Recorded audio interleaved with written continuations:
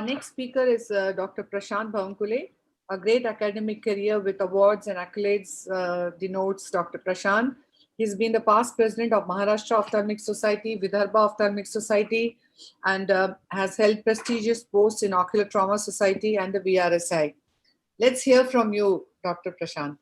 Thank you. Am I supposed to share my screen, or you will be playing at your end? No, your screen. You have to share your screen. Okay.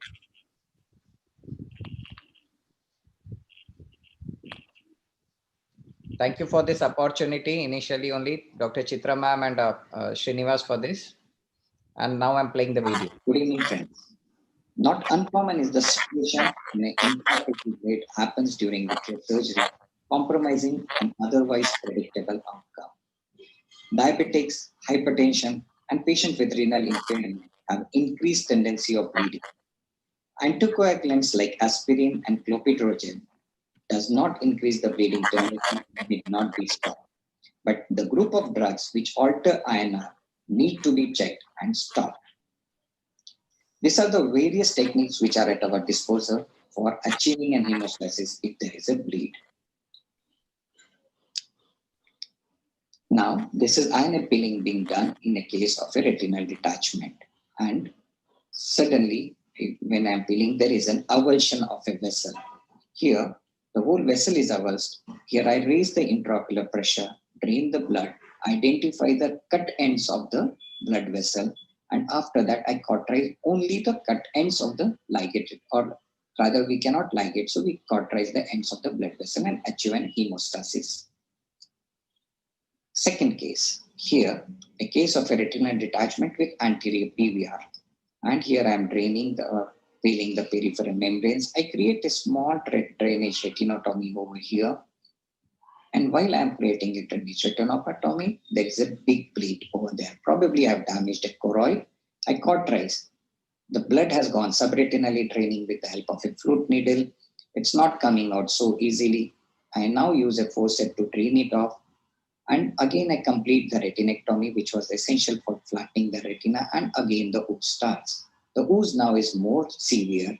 And I complete the retinectomy, identify the area from where choroid is bleeding. And then I cauterize with the help of a routine cautery. And then the routine steps were uneventful.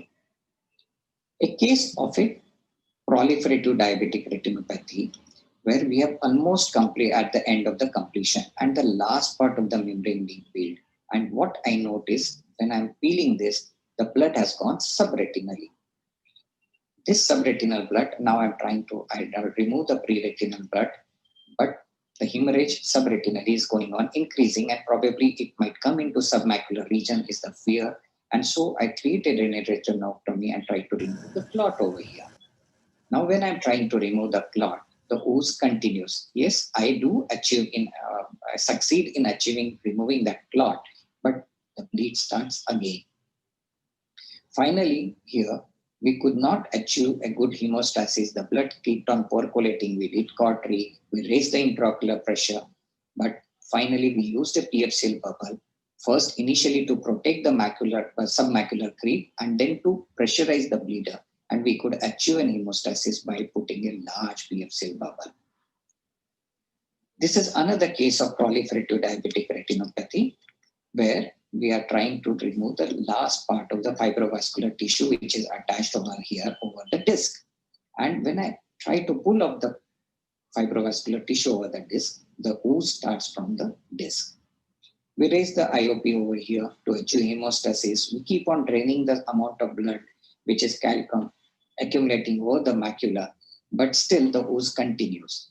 You cannot use a cautery over the disc, and here I'm draining the blood. So finally I decide that yes, the ooze is minimal, so I should continue with the rest of the step. Probably the time would help in achieving a hemostasis. Yes. And so I have completed part ILMP, draining the intermittently. 1 minute left. Accumulating over the disc, and still the ooze continued. And then I decide to press that ooze and the posterior over the disc with the help of a closed blunt forceps. And you can see where after pressing it, we could achieve an hemostasis. So to conclude, There are various steps to control intraoperative bleed, and you have to go in a stepwise pattern. You have to raise intraocular pressure. Sometimes, especially the disc bleed can be stopped with a simple pressure with a blunt instrument. Try to use cautery minimalized because it causes necrosis of the retina. And rarely, if the bleed is quite high, fluid air exchange and PFCL can be of a rescue. So most important thing is perseverance on such difficult roads can lead you to a predictable outcome. Thank you. Dr. Prashant. Dr. Srinivas, could you take some questions? Yeah, I would like to thank you, Prashant sir, for sharing those three wonderful videos. I have a quick question to the panelists here. Sir, when the blood, subretinal blood is away from the posterior pole, so do we really have to drain it in the cases of this PDR as shown by Dr. Prashant sir in the second case?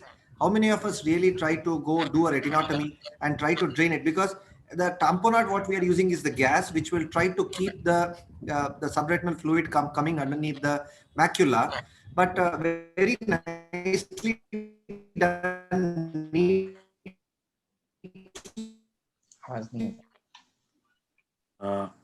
It's to try and avoid the bleed if possible, but if the bleed has occurred and if it's away from the posterior pole, one does not have to be very aggressive. I would just like to add a point to Prashant's armamentarium of controlling bleeds, that if it's a diabetic ooze, one technique which I have found while diabetic peeling very useful is besides elevated IOP under air, I like to put a few drops of triamcinolone acetonide on the oozing area, and I find that is very effective. The particles somehow block the microvasculature and the ooze tends to stop. I would like to ask what is Lalit and Anand's experience on this? Yes, Dr. Shobit, I think that has worked. And I think Dr. Padmaja from LVP had shown us some interesting videos earlier.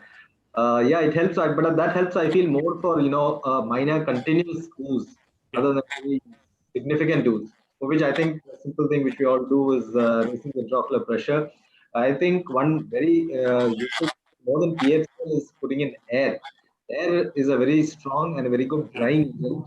The interface changes completely from a liquid-liquid interface to a gaseous liquid interface, and that generally helps a lot. Choroidal bleeds are much tougher to handle than retinal bleeds, as is shown. And yes, if it is inferior and not a very significant bleed, I would not, attempt to really do a retinal in an attached retinal area to kind of drain that. So that can, be allowed to stay there if it's not very significant and if it's not increasing. But keeping air on for even 60 mm mercury for a few minutes invariably controls that. Also, very importantly, just to add, please look at the patient's blood pressure at that point of time. I think it's important to constantly monitor that. And very often, you might find that somebody's person, even who was fine before preoperatively, may have uncontrolled pressures. You might need to use nitroglycerin or something to control that, and that may help. So that's also an important point. Thank you, sir. Thank you very much. Can I make a small point? Last small point. Yeah, quickly, Dr. Vishal. Quickly. So the disc bleed, I would say they are very tricky. And as Dr. Bhavan Kulesar said that you cannot cauterize over the disc. And, raising sometimes the pressure to 60 mmHg for a longer time can, lead to hypoperfusion to the already compromised disc. So what I do if I'm very confident of the dissection and all, and if there is still some oozing left, I just, fill the globe with the gas and, I'm ready for a vitreous lavage in 2 weeks or 3 weeks time, and that's a 5-minute procedure, and it yields excellent results. So you don't need to keep on waiting for the ooze to stop. A simple second sitting vitreous lavage would do the job. Thank you, Dr. Vishal. Everybody shared their own views. I think everybody is right in their own perspective and views. Thank you very much.